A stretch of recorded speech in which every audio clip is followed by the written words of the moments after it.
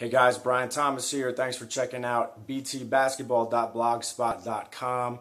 Got a new website that's going to be launching fairly soon, so make sure you check that out. I'll let you know when it happens.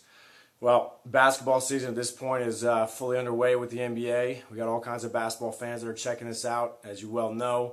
So what I want to do tonight is give you guys my NBA preview part 1. Just part 1. So what I'm going to do today is I'm actually going to go through, I got my little picks right here. I'm going to go through my list, my predictions of all the teams that are going to make the playoffs, and then who's going to make the finals in each conference, who's going to win, blah, blah, blah. Keep in mind these are predictions. You can check me in, I guess it starts in April and goes all the way through June. I could be totally wrong on this. I could be totally right. You never know. But here we go. All right, NBA East. We're going to go East on this video. Next video, we're going to go with the West. All right, so starting off, I'm excited about this one right here because in the number 8 spot, to start off, they're going to make the playoffs. You heard it here first. New Jersey Nets, baby. The New Jersey Nets going to make the playoffs. That's right. They started 0-18 last year. They were like 2 games away from the worst record in NBA history, but now they're going to make the playoffs. Why?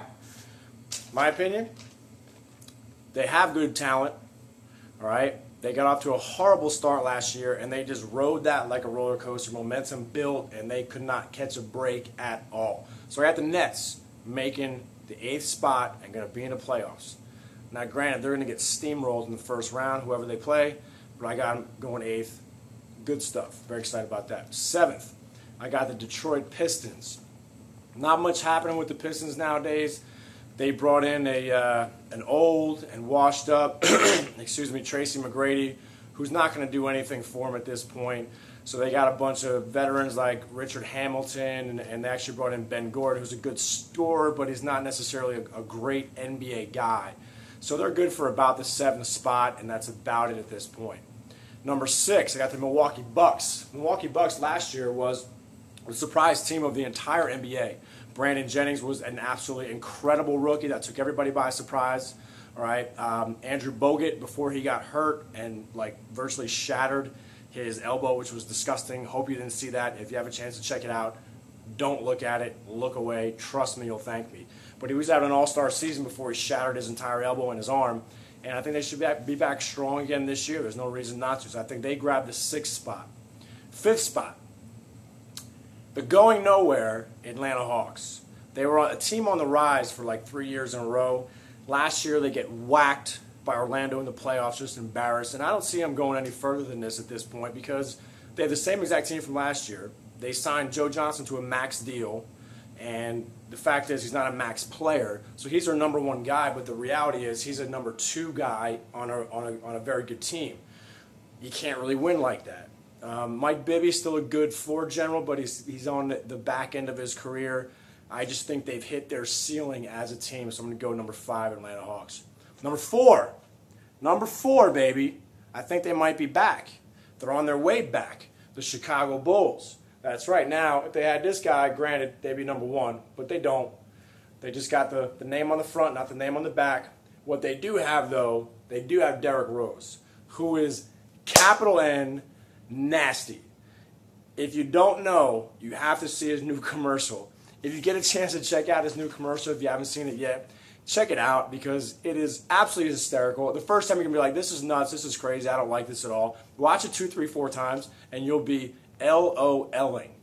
All right? For all you older people, that's laughing out loud. You'll be hysterically laughing because that's exactly what it is. Derrick Rose, one of the best young point guards in the NBA. Luol Deng, last night, scored 40 points. They got Carlos Boozer, who's hurt for the first part of the season, but when he comes back, he's going to be a beast in the East, the power forward spot. They got a good young crew, a good young team that I think can start to make some headway. The problem is at the 4 spot, the 3 teams ahead of them are pretty tough to beat. Number 3, I got the Orlando Magic. Dwight Howard, Superman. You got Jameer Nelson. You got Vince, I stink, Carter. I crumple to the ground when I stub my toe, Vince Carter. That's just my personal opinion. Orlando's a good team. Dwight Howard's the best center in the NBA, hands down. He worked with Hakeem Olajuwon throughout the summer to finally develop some sort of post game instead of doing all athletic dunks, which is good to have a power game, but he's got no skill game, no face-up game, no drops, no real skill moves for someone that athletic. So I was excited to hear this summer he was working out with Hakeem Olajuwon, who's the most skilled big man in the history of basketball. Now, will it make a difference in the long run? Maybe, maybe not. They don't really match up well with Boston. And you know that other team that may be out there that may be some trouble. So you got two teams left. Number 2 in the East, regular season now, Boston Celtics. All right, I think they're actually better than last year. I think they're healthier than last year. Paul Pierce is healthier. Kevin Garnett is definitely healthier. All right, Ray Allen is just a shooting machine. Yeah, Perkins is out, but they got the two O'Neals. They got Shaq and they got Jermaine O'Neal, which are both on the back end of their careers as well. But they're two huge bodies that when Perkins comes back, their front line is tough. They got 3 enormous men clogging up the middle, which not many people have. So they can go center by committee is really what they can do. I think they got another run left in them. I'm picking them number 2 instead of number 1 because I think they will battle injuries here and there because they are an older team. I don't think they'll fight necessarily because they have to conserve their bodies. Last year they had a crappy regular season and turned it on in the postseason. So naturally that's going to leave for our number 1 spot the worldwide either you love them or you despise them Miami Heat. I don't despise them.